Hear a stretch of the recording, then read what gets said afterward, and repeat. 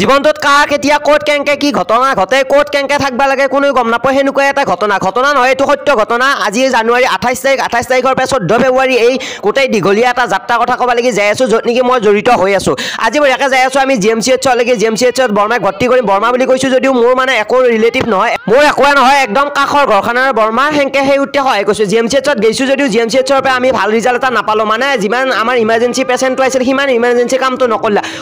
তোৰ পেটত সেইদিনা আমাক ঘূৰাৰ ফলত আমি এবাৰ কি কৰিলোঁ সেইদিনা ৰাতি আমি এমছলৈকে লৈ আহিলোঁ ৰাতি বঢ়িয়াকৈ এমছৰ পৰা ঘূৰাই দিলা কিন্তু পিছদিনা ৰাতিপুৱাই মাতিলা বঢ়িয়াকৈ গ'লোঁ আমি বঢ়িয়াকৈ এমছলৈকে যাই পেলাই বঢ়িয়াকৈ কি কৰিব লাগে কি কৰিব নালাগে কি গোটাইখিনি কৰিলা ফাইলৰ পৰা আজিৰ পৰা গোটাইখিনি কৰাৰ পিছত বহুত ৰিকুৱেষ্ট কৰাৰ পিছত ডাক্তৰ সুমিতে বঢ়িয়াকৈ আমাক বেড এখন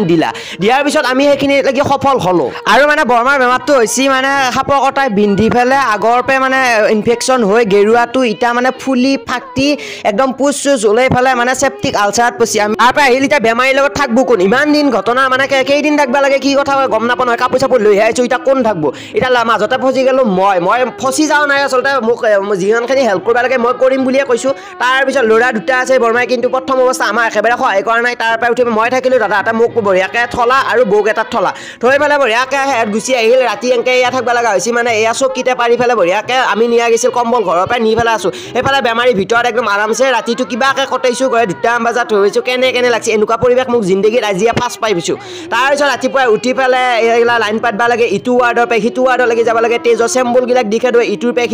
সিটো এই বিলিংকৰ এই অমুকৰ এই তমুকৰ তাৰপিছতহে 11-12টামান বজাত যদি ঘৰৰ পৰা কোনোবা আহে তেতিয়া আমি চাহ ভাত খাব লাগি যাব পাওঁ এয়া বঢ়িয়াকৈ দাদা আহিছিল সৰু দাদাহঁত বঢ়িয়াকৈ যাওঁতে মই চাহ খাব লাগি গৈছোঁ আৰু চবে জানা মই হাগা মুঠা পাৰাৰ পৰা যিমান পাৰোঁ গোটাইগিলাকৰ ভিডিঅ'ত দিওঁ কিন্তু মই এইমছত থকা ইমানকেইদিন চাওক আপোনালোকে ভাবি চাওক জানুৱাৰী 27 তাৰিখৰ পৰা মই আজি ফেব্ৰুৱাৰী 19 তাৰিখ 20 তাৰিখলৈকে মই ভিডিঅ' দিয়াই নাই একমাত্ৰ মানে বেমাৰীটোৰ খাতিৰতে যাতে অপাৰেশ্যনটো হৈ যাওক ছাকচেছফুলি তাৰপিছতহে মই ভিডিঅ'টোত ক'ম ভিডিঅ'টো নিদিলোঁ হয় যদিহে ভিডিঅ'টোৰ আঁৰত কিছুমান মানে ঘটনা নঘটিল হয় কিছুমান বহুত ঘটনা হৈছে যিটো নেকি বদনাম পাইছোঁ যিটো নেকি মানে ক'ব নোৱাৰা কিছুমান বস্তু পাইছোঁ সেইটো কাৰণে ভিডিঅ'টো যাতে একদম এটা মেমৰি হিচাপে থাকে আৰু বিভিন্ন আমাৰ গাঁৱৰ মানুহে কিছুমানে জানা নাই সেই মানুহখিনি জনাৰ অৰ্থেহে মই এই ভিডিঅ'টো বনাইছোঁ আপোনালোকৰ মাজৰো বহুকেইজনে সহায় কৰিছে মই কৈ আছোঁ বাৰু এতিয়া বঢ়িয়াকৈ ছেকেণ্ড দিনা আকৌ মাজতে মই আহিলোঁ আহি পেলাই আকৌ দাদাৰ লগতে বঢ়িয়াকৈ গৈছোঁ মানে এইমছ এই